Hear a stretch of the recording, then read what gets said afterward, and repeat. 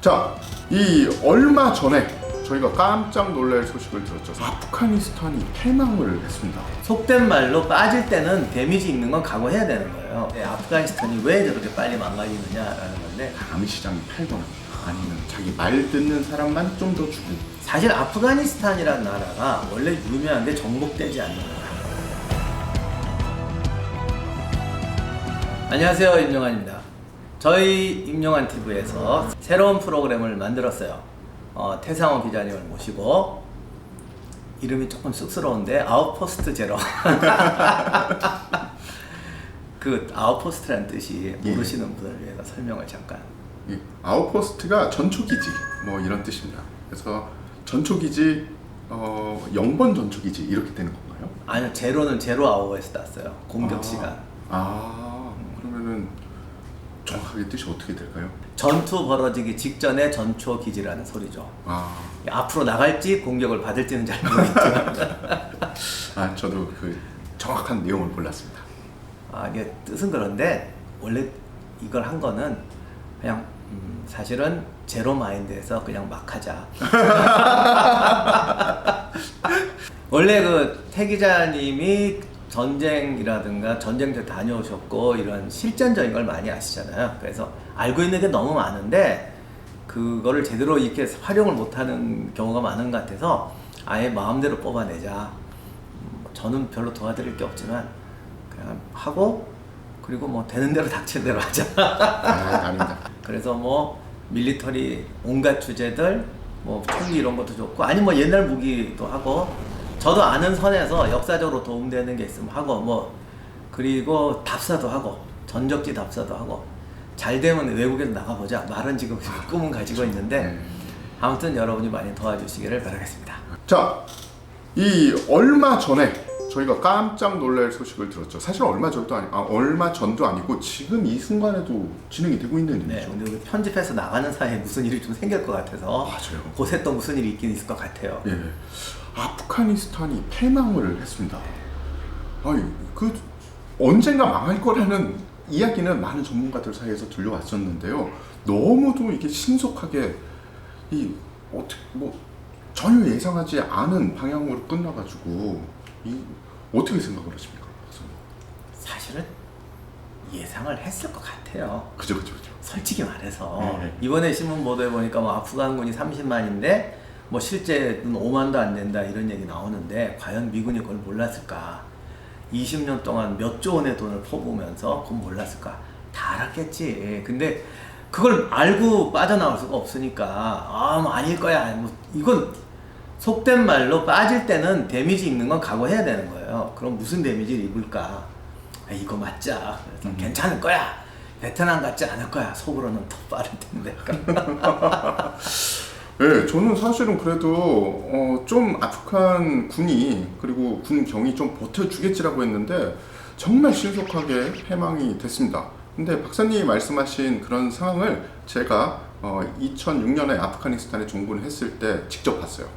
제가 같이 종군했던 팀이, 우리는 미팀이라고 합니다. 미팀이 뭐냐? 밀리터리 트랜지션 팀, 즉 군사 고문단인데요. 소수의 미군 병력들이 그 단위 아프가니스탄 경찰이나 군인과 함께 이 생활을 하면서 그들에게 이 군 기술 혹은 뭐 전투 기술 이런 거를 전수를 하는 건데요. 그때 이분들이 점호하는 걸 봤어요. 월급날이었거든요. 근데 병력 수가 평소에 있는 병력보다 더 많이 나온 겁니다. 그래서 그분이 그 미군 지휘관이요. 저 사람들은 내가 본 적이 없는데 어떻게 된 거야? 그랬더니 원래 있던 병력이라고. 그러면 훈련할 땐 왜 안 나왔어? 장부를 가지고 나왔는데 장부상에 있는 겁니다. 허수 병력인 거죠. 그렇죠. 네. 근데 이분 그러면 오케이 좋다. 그럼 훈련을 하자. 근데 하나도 군 기본 지식이 없는 친구들을 급조해서 뽑아온 겁니다. 그래서 그러면 이런 사람들은 월급을 줄 수 없다라고 했는데 시장이 그 지역의 시장이 난리를 치면서 온 겁니다. 네. 그럼 뭐 10명 이를테면 명단에 10명이 있는데 그동안은 5명이 왔던 거죠. 그런데 월급은 10명분이 나간 거고요. 그럼 5명의 월급이 결국은 화를 냈던 시장한테 간 게 아닌가라는 의심을 할 수밖에 없죠. 그 얘기도 이번에 나왔죠. 실제로 돈을 뿌렸는데 이게 밑으로 안 갔다. 요 얘기는 이제 나중에도 할 생각이 있는데, 아프가니스탄이 왜 저렇게 빨리 망가지느냐라는 건데, 아마 그랬을 거예요. 근데 이제 문제는 우리도 옛날에, 솔직히 우리도 50년대 유명하잖아요. 전쟁 끝나고 원조 물자가 오면 이 중에서 진짜 여기까지 가는 게 몇 개 없어요. 그러면 우리 어릴 때만 해도 이런 식으로 말을 했어요. 미국 애들이 순진해서 이런 걸 모른다. 모르긴 뭘 몰라. 다 알지. 그런데 그거를 바꾸는 건 쉬운 게 아닌 거예요. 자기들이 직접 뭐 미군이 진짜 와서 공무원 여기서 한국 시민권 얻어가지고 여기 살면서 하거나 하지 않는 이상은 그런 부분이 되지 않죠. 그러니까 아무리 강대국이라도 남 대신 살아줄 수는 없는 거예요. 맞습니다. 그 부모들의 고통이 그거 아니야. 자식 삶을 대신 살아줄 수는 없어. 아무리 열받고 답답해도 똑같은 거죠. 그래서 강대국의 능력도 한계는 있어요. 맞아요. 예. 그 말씀하신 것도 또 겪었어요. 왜냐하면 민사 지원팀을 따라 나가서 작전을 하는데 값비싼 것들 있잖아요. 뭐 기름이나 아니면 식량 중에서도 아주 중요한 것들. 그 중요한 거가 뭐냐면 그쪽은 꼭 이렇게 튀겨 먹더라고요, 뭐를. 그래서 식용유가 또 중요한 물품 중에 하나입니다.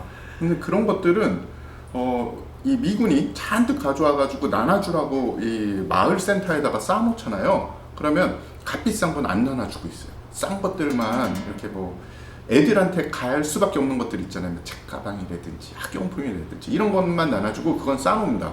그래서 물어봤더니 이거는 고가라서 나중에 이렇게 딱 정확하게 나누기 위해서 놔두는 거다라고 이야기를 했는데, 나중에 알고 봤더니 그걸 다음 시장에 팔거나 아니면 자기 말 듣는 사람만 좀 더 주고 뭐 이런 식으로. 네.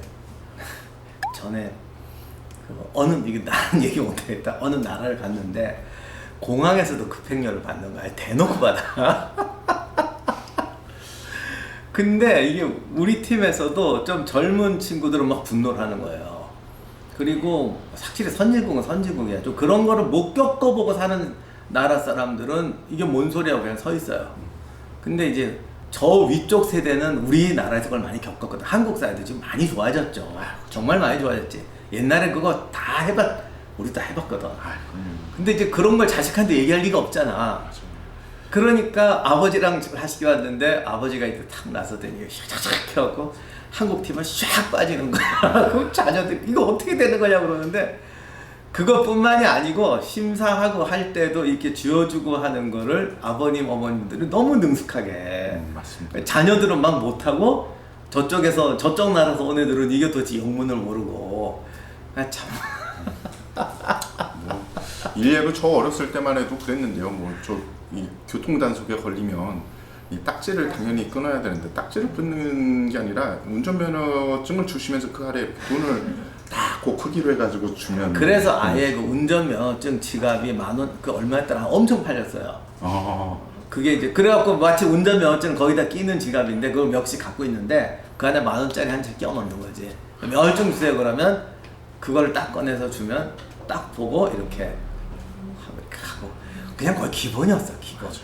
아프가니스탄은 지금도 이 순간에도 그게 일어나도 전혀 이상하지 않은 나라입니다. 그러니까 근데 이제 제가 말하고 싶은 건 소대장, 중대장은 모를 수 있어요. 미군 소대장, 중대장이나 새로운 신병은 모를 수 있어요.